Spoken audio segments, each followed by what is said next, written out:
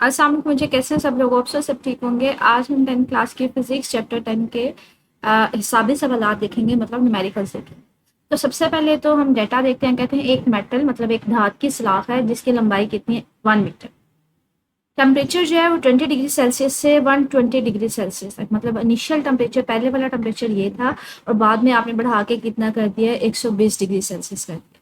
इसकी लंबाई कितनी होगी? 0.02 मीटर होगी। इसके तूली फैलाव का कोएफिशिएंट मालूम करना है। ये हमने टॉपिक पढ़ा था तूली फैलाव वाला। ये हमने पढ़ा था कि अगर आप इस तरह से कोई एक सलाख ले लेते हैं, अगर उसको गर्म करते हैं तो उसकी लंबाई में इजाफा हो जाता है। ठीक है, उसके लिए हमने ना ये फार्मूला पढ़ा था कि लंबाई में इजाफा कितना होगा वो डिपेंड करेगा इनिशियल लंबाई कितनी थी और चेंज इन टेम्परेचर कितना है।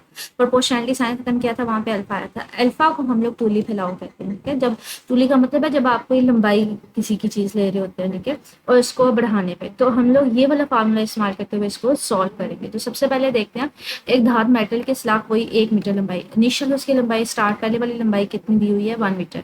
एल नॉट का मतलब होता है इनिशियल, जो सबसे पहले उसकी लंबाई होती है।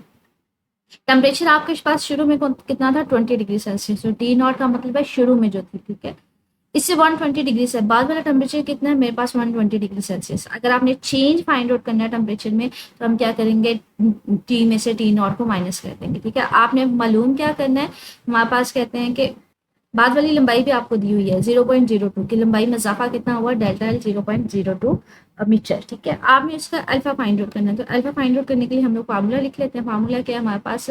ये अल्फा का चेंज इन लेंथ का फार्मूला था। यहाँ से अल्फा का फार्मूला निकल सकता है, यहाँ पे ये दो मल्टीप्लाई हो रहे हैं, ये हमारे पास क्या होता है? इधर जाकर डिवाइड हो जाएंगे। ठीक है, तो ये फार्मूला आ गया। अब इसमें हमें डेल्टा एल चाहिए, लंबाई में इजाफा कितना हो वो हमें गिवन है। एल नॉट चाहिए, इनिशियल लंबाई चाहिए, और डेल्टा टी चेंज चाहिए। आपको तो पहले वाला टेम्परेचर और बाद वाला टेम्परेचर चाहिए, लेकिन वो आपके पास फार्मूले में क्या है? फार्मूले में तो चेंज है, तो इसको डेल्टा टी पुट करेंगे। डेल्टा टी कैसे निकालेंगे? फाइनल में से इनिशियल जो बाद वाला टेम्परेचर है उसमें से पहले वाले टेम्परेचर को माइनस कर देंगे। 120 degree Celsius minus 20 degree Celsius में से 100 आ जाएगा। ठीक है, अब उसको आपने को उसने पहले वाली लंबाई भी दी हुई है, लंबाई में इजाफा कितना आया हुआ है, और डेल्टा टी तो आपने वैसे मालूम कर लिया। तो इन सबको वैल्यूज को यहाँ पे क्या कर देंगे? फार्मूले में डाल देंगे। हमारे पास डेल्टा एल आपको गिवन था 0.02, एल नॉट आपके पास 1 था, डेल्टा टी हमारे पास क्या आ गया? 100 आ। ठीक है, अब इसको मतलब 0.02 को 100 से डिवाइड कर देंगे।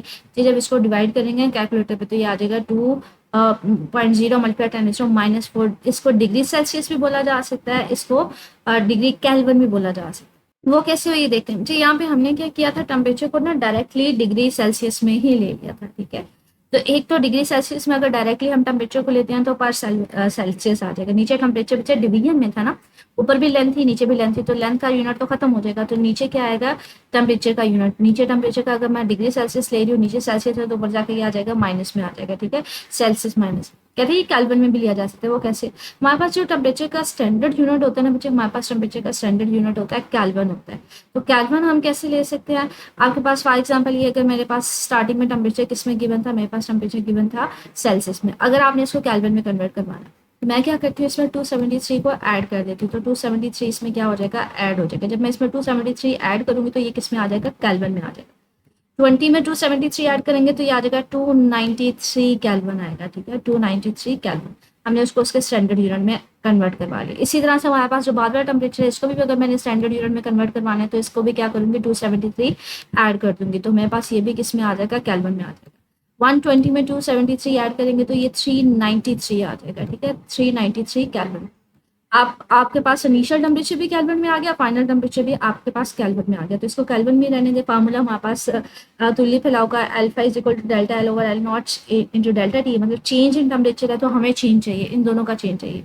मैं इसमें से इसको माइनस कर दूंगी तो मेरे पास डेल्टा टी किसके इक्वल आ जाएगा?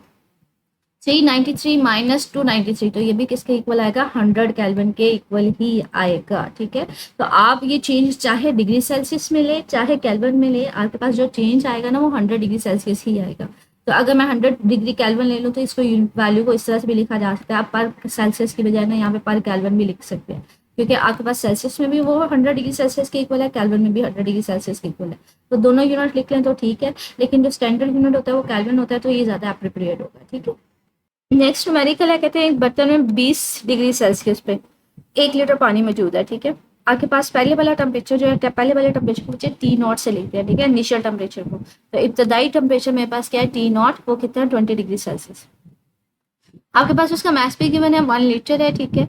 अगर पानी के वॉल्यूम पानी के वॉल्यूम के फैलाव का कोएफिशिएंट फाइंड आउट करना है। वॉल्यूम के फैलाव को हमने किससे रिप्रेजेंट किया था, ये टॉपिक आपको देखना पड़ेगा, बीटा से लिखा था, ठीक है। बीटा से लिखा हुआ है P 1 डिग्री सेल्सियस, तो 80 डिग्री सेल्सियस पर ये बाद वाला टेम्परेचर है, टी पहले था, टी नॉट और ये टी है, ठीक है। बाद वाले पे आपने उसका वॉल्यूम मालूम करना है। हमारे पास ये फार्मूला आएगा, ये वॉल्यूम के फैलाव के लिए ना हमने ये वाला फार्मूला पढ़ा था, ठीक है। तो ये वाला फार्मूला यूज करेंगे, बाद वाला फार्मूला, ठीक है। तो इनिशियल और हमें बीटा चाहिए और डेल्टा टी चाहिए, तो इसको सॉल्व करते हैं। सबसे पहले तो डेटा लिखते हैं। एक मास में कितना हमारे पास इनिशियल मास टेम्परेचर कितना था 20 डिग्री सेल्सियस, और इनिशियल टी नॉट से होता है मतलब इब्तदाई टेम्परेचर। 1 लीटर पानी था बच्चे, पानी 1 लीटर वॉल्यूम का जो मेजरमेंट होती है वो लीटर में भी होती है, सेंटीमीटर क्यूब में भी होती है। 1 लीटर में ना 1000 सेंटीमीटर क्यूब होती है। हम लोग यूजुअली जो वॉल्यूम लेते हैं ना वो सेंटीमीटर क्यूब में लेते हैं, क्योंकि आपने क्या करना है, हुजम वॉल्यूम की बात करनी है, ठीक है, हुजम की बात करनी है, तो इसलिए मैं इसको वॉल्यूम के फॉर्म में लेके जाऊंगी। तो वॉल्यूम मेरे पास कितना आएगा, 1000 सेंटीमीटर क्यूब आ जाएगा। बाद वाला टेम्परेचर कितना है 80। आपको उसका बीटा की वैल्यू भी गिवन है। वॉल्यूम में जो हमारे पास कह लें फैलाव होता है ना हमारे पास, वो इसमें दिया जाता है, बीटा की फॉर्म में दिया जाता है। आपने वी फाइंड आउट करना है। वी फाइंड आउट करने के लिए वही अगेन जो मैंने फार्मूला आपको तूली फैलाव का बताया था वही यूज़ करेंगे।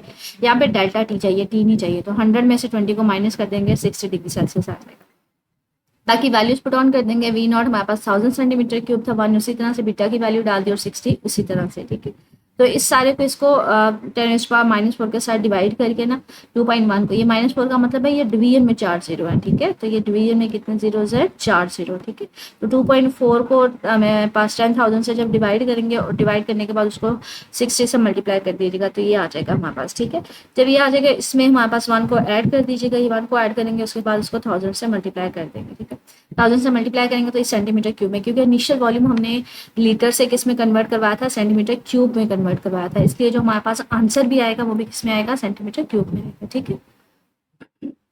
अगला न्यूमेरिकल है, कहते हैं स्टील की एक स्लाख जिसकी इब्तदाई लंबाई 2 मीटर है। तो इनिशियल उसकी हमारे पास लंबाई कितनी है, एल नॉट। जो पहले वाली इब्तदाई लंबाई होती है ना बच्चे, उसके साथ छोटा सा जीरो इस तरह से लगा देते हैं, वो 2 मीटर है, ठीक है। आगे वो स्टार्ट वाला टेम्परेचर जो है वो हमारे पास कितना था 20 डिग्री सेल्सियस। तो टी नॉट मेरे पास कितना है 20 डिग्री सेल्सियस, पहले वाला टेम्परेचर, इब्तदाई टेम्परेचर। अगर स्टील के कोएफिशिएंट का तुल्य फैलाव का मतलब है अल्फा आपके पास ये बना है, ठीक है।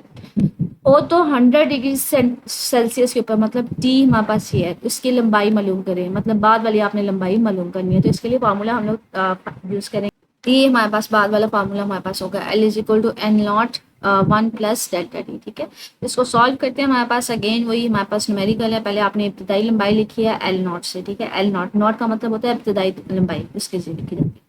शुरू वाला टेम्परेचर, इब्तदाई टेम्परेचर कितना था 20 डिग्री सेल्सियस। तुल्य फैलाव हमारे पास अल्फा कितना है 1.2, और बाद वाला टेम्परेचर टी कितना है 100 डिग्री सेल्सियस, ठीक है।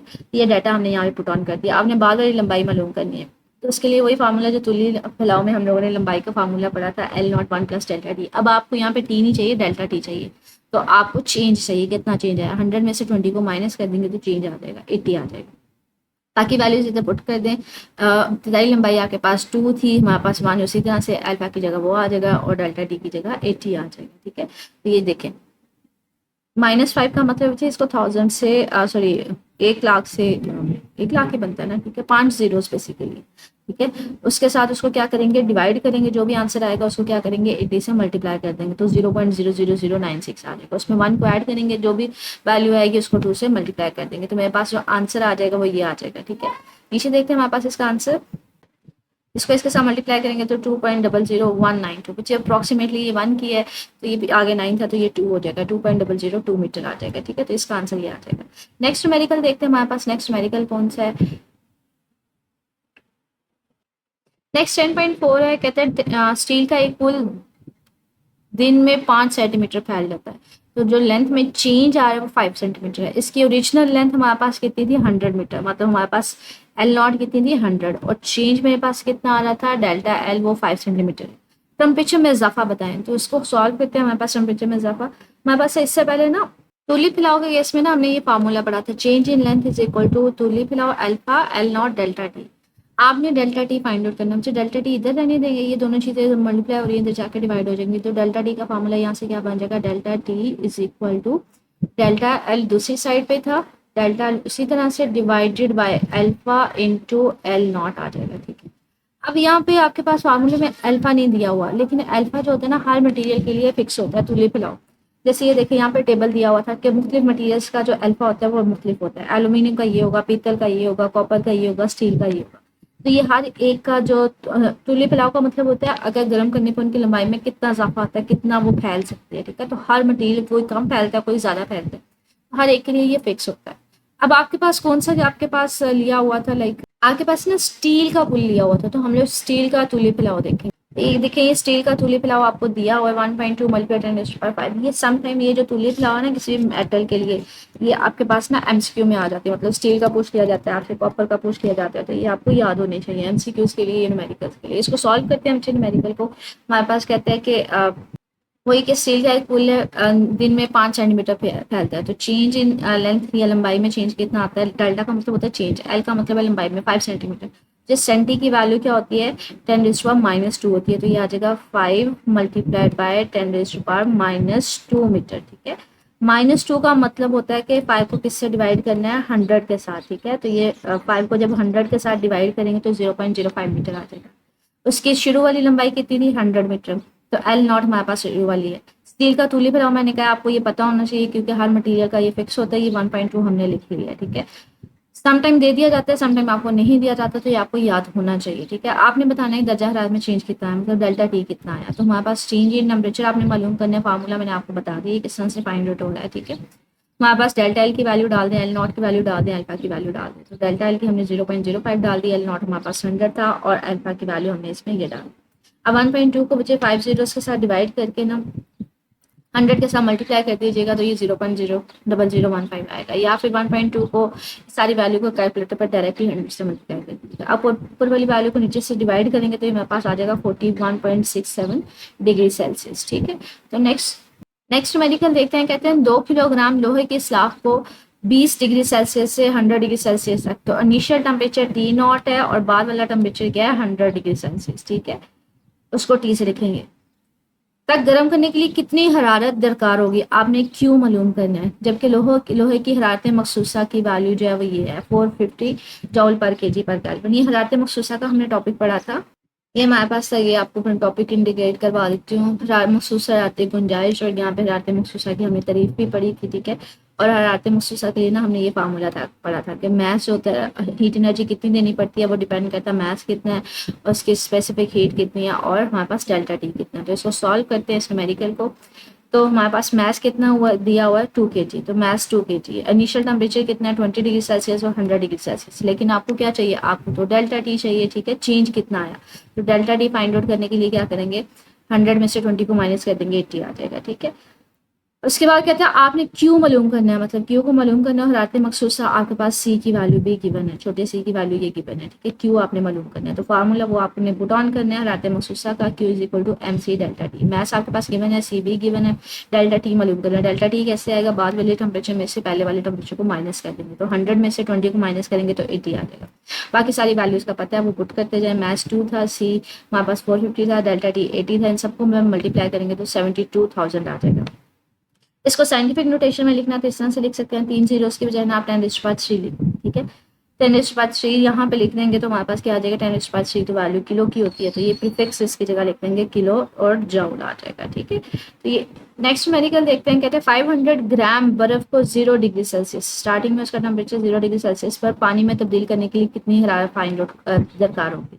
आपने क्यों मालूम करना है, मैथ्स आपको गिवन है, टेम्परेचर भी आपको गिवन है। पिघलाव की मख्फी हरारत जो है हमारे पास 3.36 मल्टीप्लाई 10⁵ है, ये हमारे पास टॉपिक था। ये पिघलाव की मख्फी हरारत हमने टॉपिक पढ़ा था जब लेटेंट हीट पढ़ा था ना, मख्फी हरारत। पिघलाव की मख्फी हरारत में हमने ये वाला फार्मूला पढ़ा था, Q is equal to MLF, ठीक है। मैथ्स का पता होना चाहिए और लेटेंट हीट ऑफ फ्यूजन का पता होना चाहिए।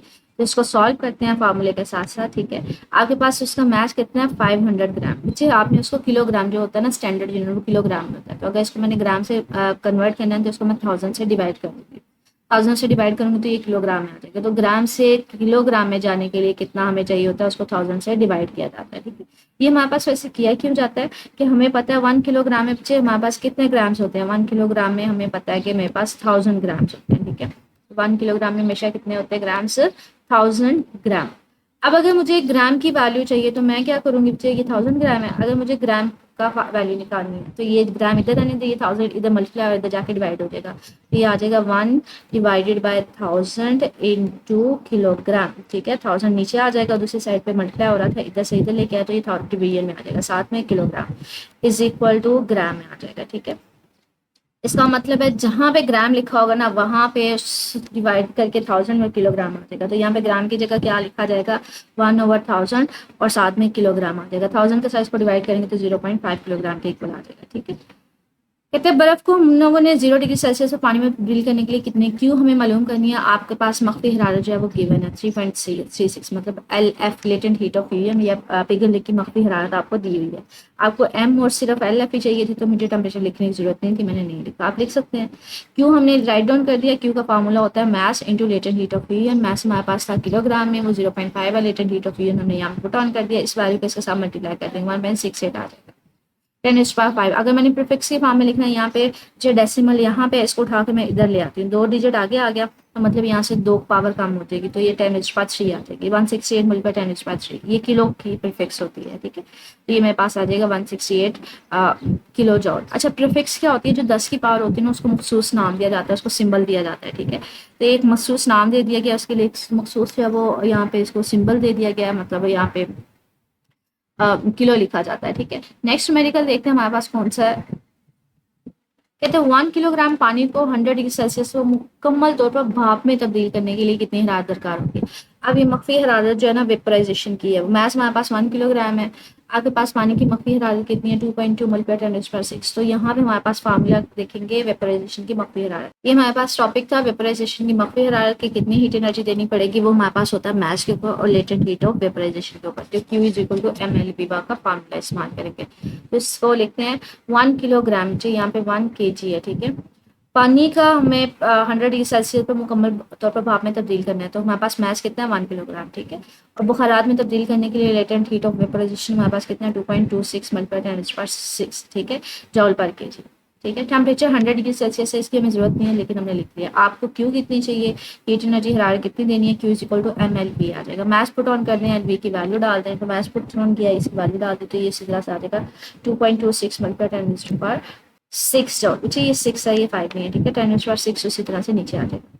अब ये 10⁻⁶ की जगह समटाइम ना हम लोग प्रीफिक्स इस्तेमाल कर रहे होते हैं, ये मेगा की इक्वल होती है, तो ये इसकी जगह हम क्या लिख देंगे मेगा जॉल, ये आ जाएगा 2.26 मेगा जॉल, ठीक है।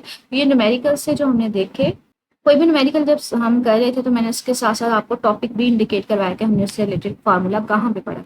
मजीद बच्चे कोई न्यूमेरिकल की समझ ना आई हो, कुछ पूछना हो तो कमेंट सेक्शन में पूछ लीजिएगा। ओके, अल्लाह हाफिज़।